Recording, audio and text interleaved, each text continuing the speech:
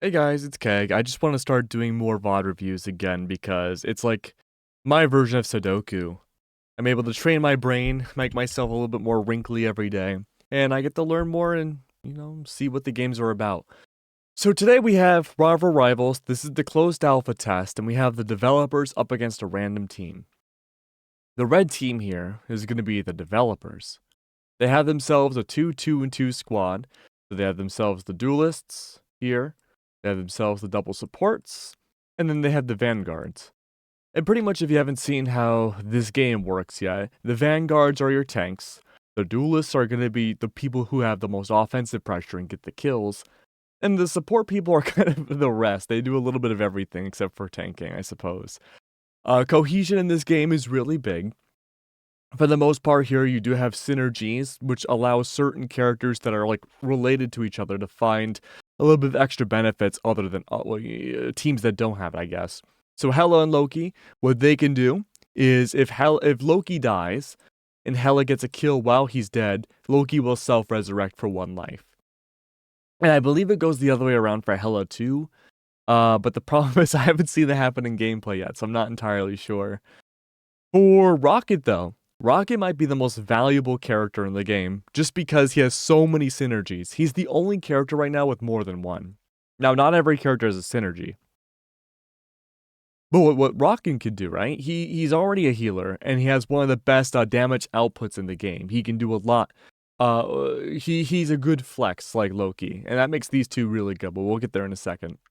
What Rocket can do is that he can give unlimited ammunition to Punisher, and that means he doesn't have to reload, and he's just like an endless volley of bullets. Now, for Groot, because they're both together in Guardians of the Galaxy, Rocket can ride Groot.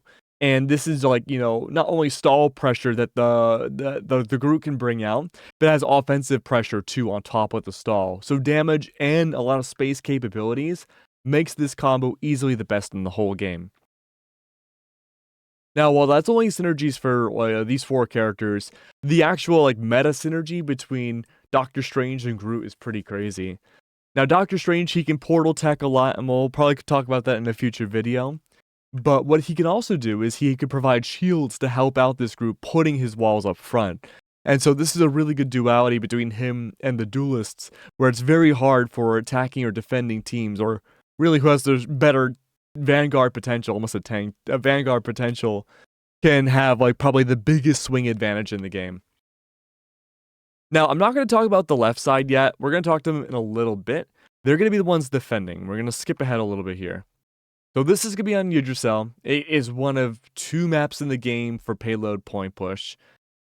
Each map in the game has a different gimmick so far. So Shibuya is like a Spider-Man map, and you have to get a hard point capture first, and then bring out the payload. So it's pretty much things you see in Overwatch. It's just a little bit different this time, I guess. But anyways, Yggdrasil starts off with a funnel. There are 1 main funnel, and then there are 2 ways to escape outwards that you don't necessarily have to make contact in the front here. You would have to make contact if you want to go out from the left side, just because these players can shoot you from this direction, but from my experience, if you go out this leftmost door right here, it's very unlikely you're going to get shot or even hit at all, which allows a little bit easier access to get into the building if you're, say, Black Panther or Magic or even Spider-Man and want to try to just find more capabilities to backline. With that being said, though, this is a very hard initial choke for a lot of attacking teams.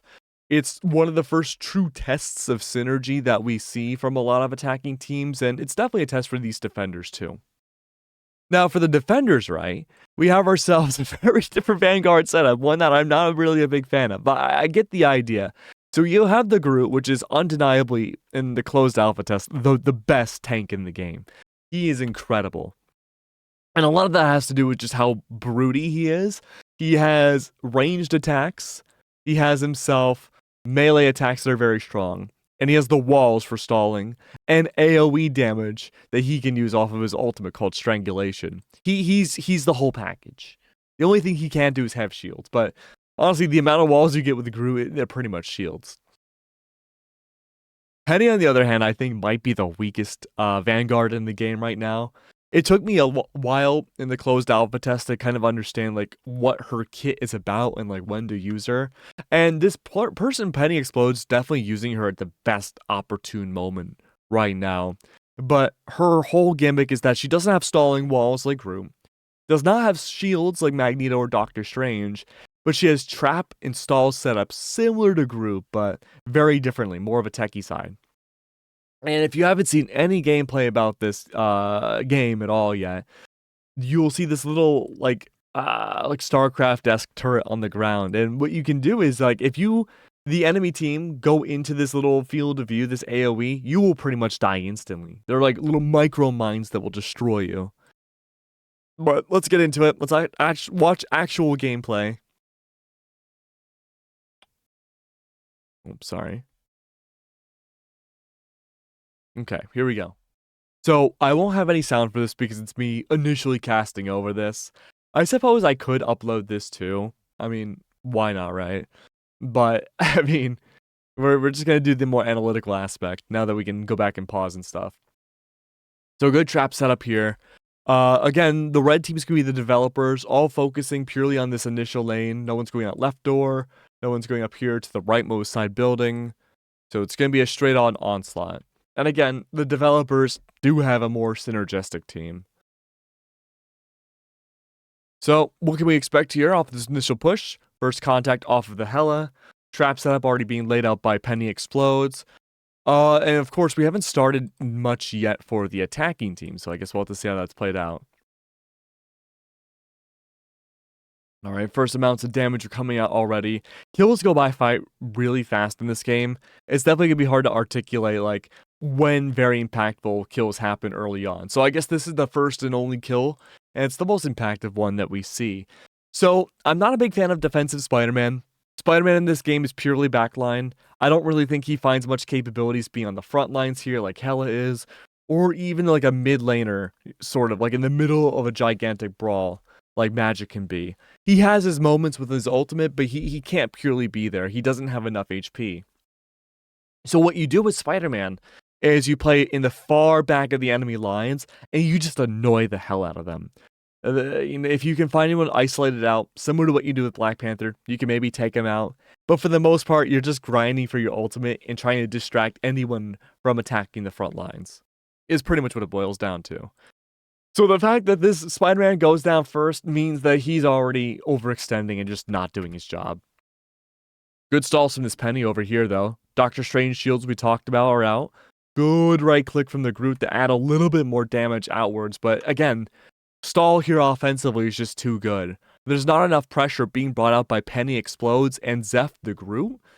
There's stall out this, I'm sorry, from the other way around. There's not enough stall pressure coming out from Charles and Shirosky to really... No, I'm sorry, I did have this right in the beginning. They were pushing forwards, my bad. Yeah, there's not enough stall potential from the Spider, Penny Parker and Groot to stall out these attackers. In fact, they're already stopping out. Complete isolation here from the Rocket and the Groot means now, because of these walls, you're completely cut off from your healers. You're being hit by 1, 2, 3 different people at the very least. And while you do have Rocket heals, that's not going to be enough. He can't heal and attack at the same time necessarily. And even then, the attackers are getting healed in the process. So you're pretty much screwed from here. Yeah, and so they go down instantaneously. Walls are set up again by the developers. Now, one cool tech that Rocket has is his E, which allows you to resurrect one person that dies. So that is going to be the Groot Resurrect, and that's really good. Having your 900 HP Groot come out and be that main stall force of tanking is going to be gigantic here for the defense team, especially because Penny's very clearly overwhelmed and not really getting the heal she needs. No duelists at all right now. One healer gone. The Hela unfortunately has fallen. And Penny's at half damage. Icy cannot bring out enough heals for this situation, and unfortunately that means Penny has to recall herself, which she's out of the fight and has barely any utility on the field. She might as well be dead. So the UI does get a little weird sometimes at the top, so it's not always 100% correct. Just keep that in mind. Good stall again. Ult economy right now for the defense is not in a good spot. Because there's still 4 minutes and 16 seconds left on the clock for P1 to get captured by the attackers, the best thing right now the blue team can do is do your general Overwatch procedure and group up, but you also need to be able to just ultimate dump all over this final choke point, because this is where the attackers are trying to go. The ult economy is looking decent. Penny's getting close. Luna Snow's getting close, and everybody else has not really found any sort of percentages. So, good stall tech, at least from the Penny ult, which allows her to just kind of isolate one player and just barrage them with spider attacks. And Luna Snow can heal everybody within a certain AoE, pretty much like Lucio ult. So it's not the end of the world with those ults, but you really need to drive that economy up more. So Zeph falls, Swarovski takes a lot of damage, but he gets healed instantaneously. And this is really good too. The wall here from Charles means that there's no capability for this blue team to push into the site. And if they wanted to bypass these walls and push in, they either have to take the stairs to go up here and be vertical and funneled in 2 different directions, or they have to go all the way around this little pathway and go around this door to attack behind Hela. But both of those are just going to take too long. You can't do that in time. So it's a great way of just wasting time with the defending team, and they just won't have the time to reclaim any of P1 before it's down. Hela's going to try, though. Yeah, this Spider-Man's finding absolutely no impact here. He lands right down into the middle of this gigantic fight, and he doesn't know what he's doing. And again, like, if you're Spider-Man, you don't want to be attacking from the top and make yourself known. You really want to hit the back lines here and maybe destroy utility. So if Spidey was, like, over here, he'd be attacking this Penny drone. He'd probably be getting rid of these group walls, maybe isolating out the Hela, forcing her to reposition, or maybe focus the Spider-Man and swing away. But instead, the Spider-Man's recognizing that this Hela and this Groot are not putting out nearly enough damage to stop anybody. In fact, I don't even think these defenders have gotten a kill yet, really. And so he decides to go down for this offensive attack, and it is just it is a nightmare. So that's going to be P1 given. Oh, I'm sorry, it's actually stalled out for a second. So I'm not too sure what the group fight is looking here. When I was observing, I was setting up for the next fight, knowing full well that there's just no way. Penny ultimate's out now. Very little HP left. Again, a great way to just barrage someone with attacks and keep them out of the way. It's essentially Winston ult. And so Hulk and Penny actually pretty much have the same exact ultimate. But it's so much harder for Penny to find value because she doesn't have as much HP. And she dies. Wasted ultimate. And so now the idea is, okay, 1 meter left. Maybe the group can find a little bit here. But no, he decides to recall out and play for the next choke point.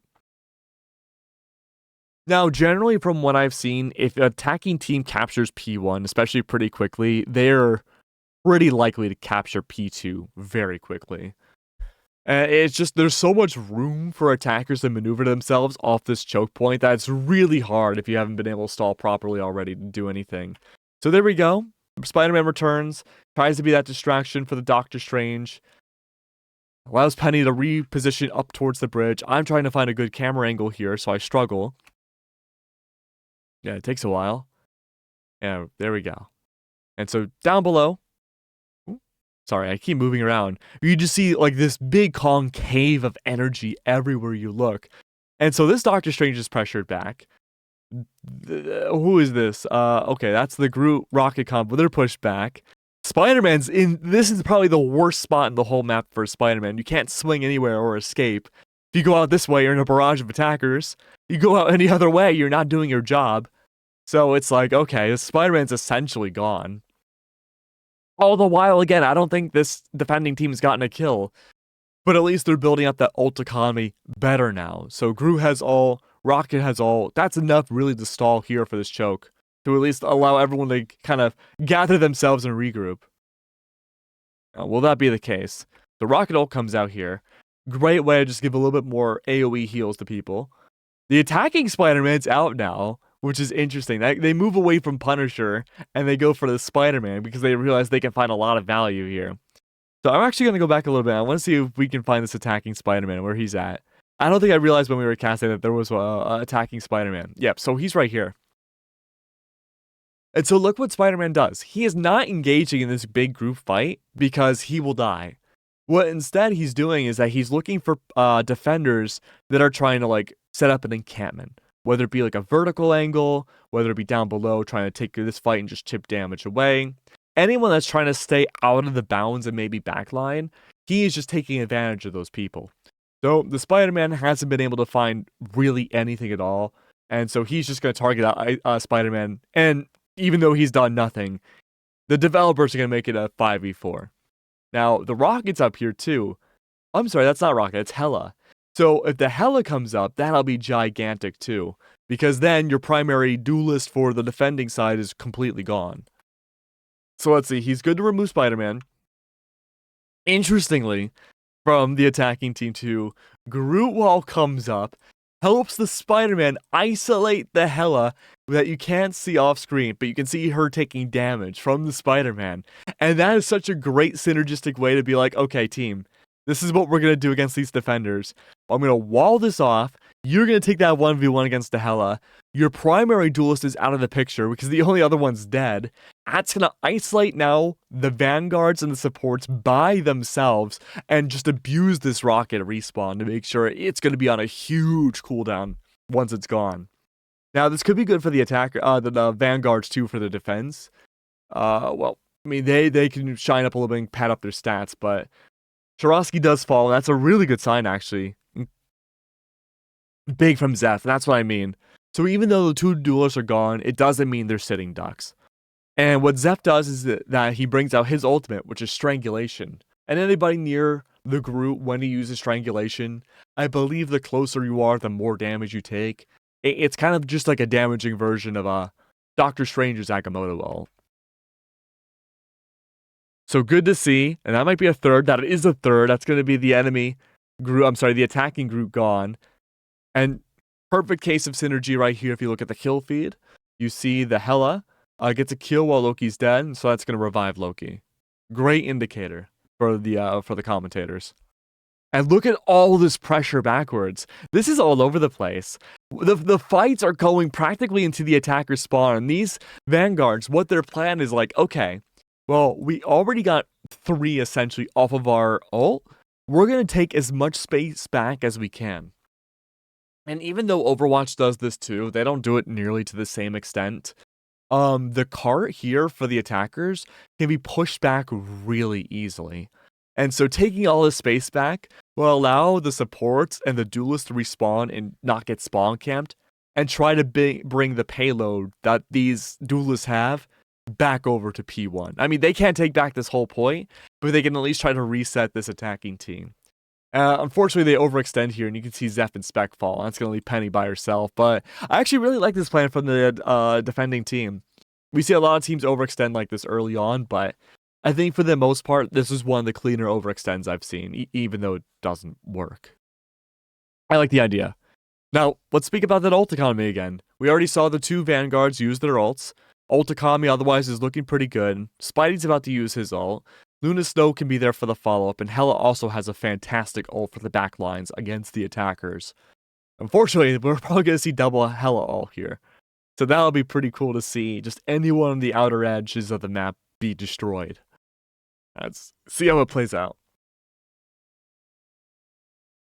Sorry again about my camera work. Your boy has a degree in film and still can't get it right. Great double kill with the Spider-Man ult. Reclaims all that space that was taken away from the attackers, and that's pretty much P2 secured. And one thing to keep note too is that like for a lot of defending, well, pretty much every defending choke point right next to where the next actual checkpoint ends, there's going to be a big funnel for these defending teams. So you really don't want to give up that initial big wide bend because this fight here is so much more difficult to hold. You really gotta stop this Yggdrasil point before it really gets started. The only time this is an exception is P3, which is why it's usually the easiest one to defend. And so these fights are gaining on their way. Luna Snow ult should be coming out just about now. This could be in response. Oh no, it's gonna be one last attempt. So Luna Snow ult should be coming out. All 3 ults are used at once. That's Spider-Man ult, and that's gonna be Hela's ult. And this is just gonna be a complete collapse against the attackers. But again, the attackers can afford this. Yaika brings out her Hela ult from the attacking side, and it's really just to buy time now for the Loki, who likely can either use Agamotto here or use another Hela ult. If you haven't seen any gameplay yet, pretty much what Loki can do is that his ultimate is like Shang Tsung. You can just take anybody else's ultimate on the map. And so Agamotto came out from Shirosky. It didn't really do a lot. Good coverage, I guess, suppose. And at this point now, we should be seeing Loki all come out in the next group fight. Yeah, you don't really want to waste ults in this game, even though they come pretty quickly. Last point now for these defenders. Now, technically, this is a quick play, and I'm assuming when like tournaments get started, we're not going to see quick plays here, but sides won't swap. So once these attackers win, the game is over. Yeah, great vertical positioning here from the defenders. Great penny trap setup. This is a fantastic point for Penny, because for the attacking team, the sides almost reverse, where now you have to push in these tiny little funnels compared to what the defenders have been able to work with for the first 2 points. And then penny traps can just go all over here. Like, this is an instant death for a lot of teams. And then your duelists only have to focus on the outer reg choke points. That makes this point very difficult for a lot of attacking teams. And this is usually a shining spot for backliners. So let's see here. Great Loki tech here. Sometimes, if you want to, help your vanguards or your duelists out on the front line, or just claim a little bit of free space. Send out your Loki drone very high up, and then when you press shift and use your AoE heal, all 3 of your Loki drones, no matter where they are, including you, will send out that AoE heal for your team. As far as I'm aware, you do heal, but you also don't take damage and you don't die when you're inside this vicinity.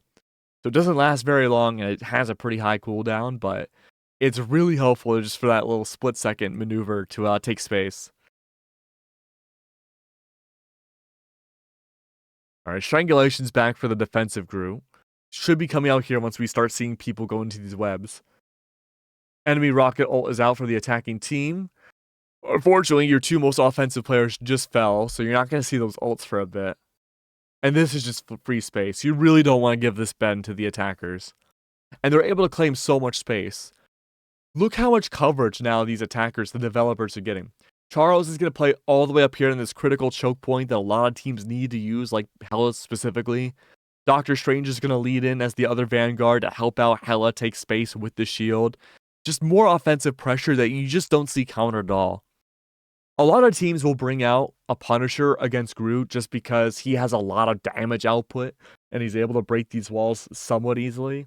But I do think in future alphas, we're probably going to see the walls nerfed from Groot. I think they're just way too oppressive. Good for the Spider-Man again. We don't catch it on camera. Really just spawn camping a lot of these defenders now. This is map. Once you have attackers up here, it's pretty much over. And usually at this point, we'll see like a desperation swap, at least from one person. Sometimes maybe we'll see a vanguard swap to a duelist, or a support swap to a duelist. It looks like here just Penny swaps to Doctor Strange, which at this point, it's way too late. You would really need like a last second Agamotto ult to stop everybody, but that's not going to happen. And then normally at this point, when you're this close to securing very little space left for the choke point, you just bring out Hela ult and you can just focus these outer areas and it's over. There's really not much you can do if you're the defending team. You would need to have an ult dumping miracle like Icy's ult here. Yep, there it is. So Lunaso ult comes out as a desperation plea. 4 meters, 5 minutes to work with. And in this ult, we need to see Zeph bring his out. This Strangulation's coming out way too late. There it is. Okay. Spec ult is out too. That's going to be the rocket ult for this giant group fight. Problem, though, is that the only way blue team's going to win this is if they have an ult dump that completely kills everybody here at once. Even straggling here would be a benefit for the attacking team. Because if they still have some presence after the group wipe, without them falling, then they're able to still kind of hold on to that space to allow everyone else in the attack to push in with them. So that's like basic Overwatch macro. But if these ult dumps don't find any impact, or say the attacking team is holding on to their ultimates and didn't squander them, it's pretty much over, because your ult cycling is not going to happen in time. Agamotto's out From Daz, that's going to be the Loki, free Agamotto ult. I wouldn't be surprised in the future if we see Loki bring out his ult, have it last longer, and then similar to like Echo from Overwatch, you have to build up the ultimate, not have it instantly, because that can be entire retake strats based off of that alone. Great ult dump now from the defense. They did push back everybody, but because Yaika didn't die, still good to hold on to that pressure. That's going to be Hela gone. You really don't have any other offensive capabilities, so that's about it. Penny's Doctor Strange is finding a lot of work here. The Groot is getting pressured out, no heals available, so the Groot's gone, likely for the game. Icy's there to hold the line just a little bit. But again, you can only do so much heals, and Icy's Luna Snow is so squishy that they can't last any longer. And that's going to be game. Huge game. Really a good match to show like what synergy can do for a lot of teams when it comes to this game. We're going to see a lot of comps based off just pure in-game synergies alone in the buffs. So, thank you guys for watching. I'm glad you watched all the way through this VOD review. I'm going to try to get one of these done maybe every Friday for different games. It's good to wake up my brain. And so, that's about it. I'll see you guys later.